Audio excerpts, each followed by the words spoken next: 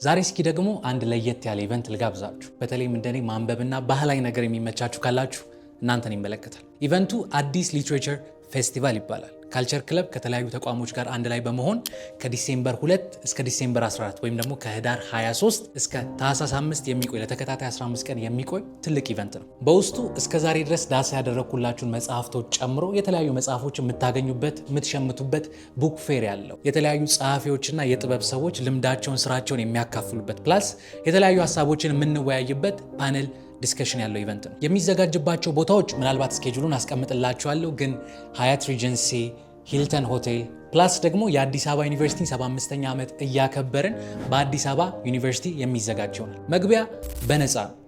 ለበለጠ መረጃ ምናልባት ከስር በማስቀምጥላችሁ ስልክ መደወል ትችላላችሁ። ግን ከዲሴምበር 2 እስከ ዲሴምበር 14 ወይም ከህዳር 23 እስከ ታህሳስ 5 ጓደኞቻችሁን ቤተሰቦቻችሁን ይዛችሁ መቅረት በፍጹም አይቻልም።